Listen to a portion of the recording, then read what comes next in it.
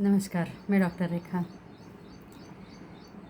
कई सारे लोग ना आयुर्वेद ट्रीटमेंट इसलिए नहीं लेते हैं क्योंकि डॉक्टर परहेज़ बहुत बताते हैं और सबसे ज़्यादा तो खट्टा मत खाओ।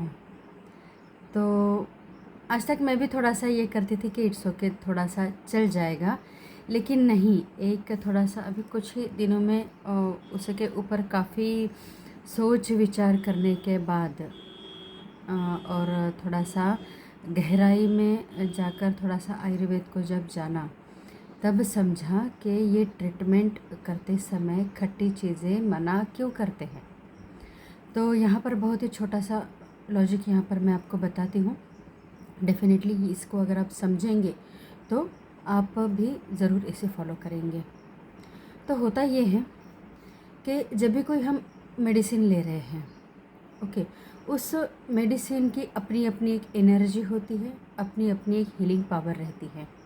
जब वो मेडिसिन हमारे शरीर में जाती है, तो वो अपना काम शुरू कर देती है उसकी अपनी एनर्जी के साथ, और जो भी बॉडी में कुछ इम्बैलेंस हुआ है, तो उसको वो बैलेंस कर देती है। ओके, अब मुख्यतः हमारे बॉडी में अगर दोष सारे बैलेंस है ना, तो सारी चीज़ें बैलेंस होती हैं, मतलब वहाँ डिसीज़ रुक नहीं सकता है। हम स्वस्थ कंडीशन में रहते हैं जब तीनों दोष बैलेंस में रहते हैं। अब ये मेडिसिन क्या कर रहा है? ये मेडिसिन कुछ नहीं, ये इन तीनों दोषों का, वात पित्त और कफ, इन तीनों का बैलेंस ही करवा रहा है।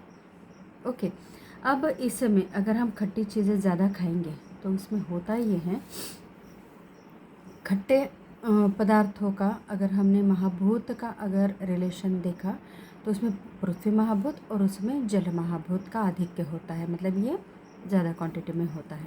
हमने देखा है ना, हर एक चीज़ जो होती है वो पंच महाभूतों से बनी होती है, किसी में कम किसी में ज़्यादा, ऐसे अलग अलग प्रोपोर्शन जब होते हैं तो वो चीज़ वैसे बनती है।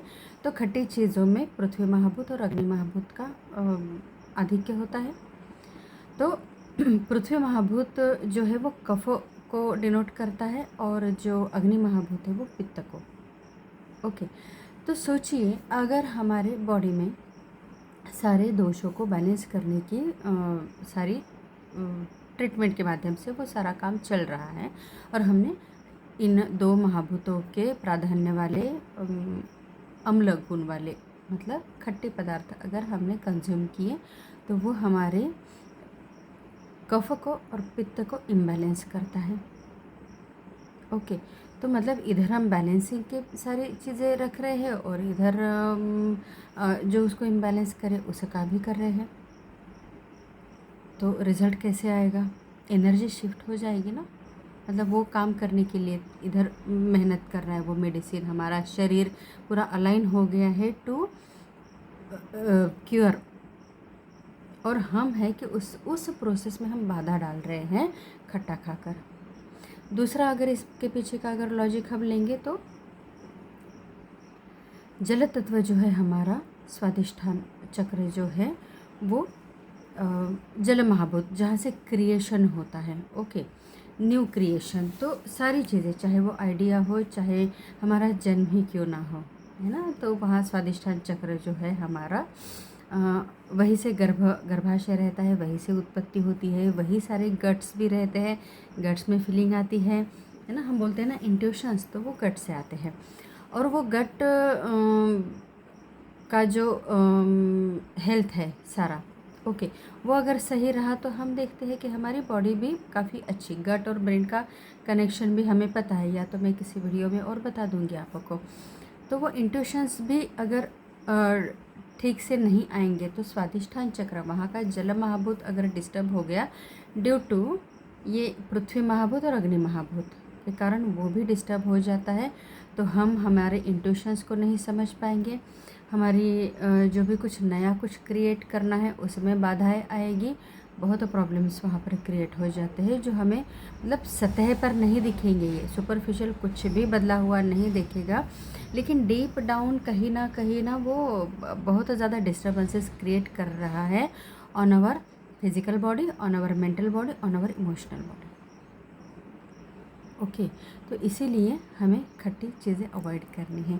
देखिए, ट्रीटमेंट का समय लाइफ लॉन्ग नहीं होता है। ट्रीटमेंट कुछ दिनों के लिए, कुछ हफ्तों के लिए, कुछ महीनों के लिए, चलो, तो उतना तो हम खुद को क्या कहेंगे, उतना तो संयम रख सकते हैं खुद पे।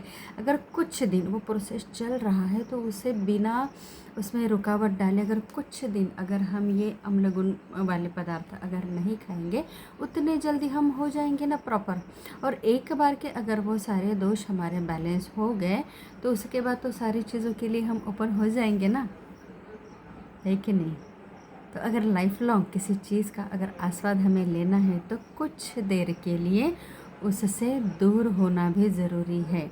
क्योंकि कई बार ऐसे होता है जो चीज़ हमें बहुत अच्छी लगती है वही हमारे विकास में, वही हमारे क्योर होने में बाधा बन जाती है।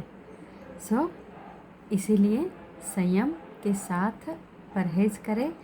अपने डॉक्टर ने जो भी कुछ आपको परहेज़ बताए हैं उसे बिल्कुल फॉलो करें। ये डॉक्टर की भलाई के लिए नहीं, ये आपकी भलाई के लिए है, ताकि आप डिसीज़ फ्री, रोग मुक्त आप हो सके और जल्द से जल्द हो सके। आई होप इसके पीछे का जो रीज़न है आपको मिला है। इससे भी अगर कुछ सवाल आपको है तो you can comment, I will answer that. Thank you so much. धन्यवाद।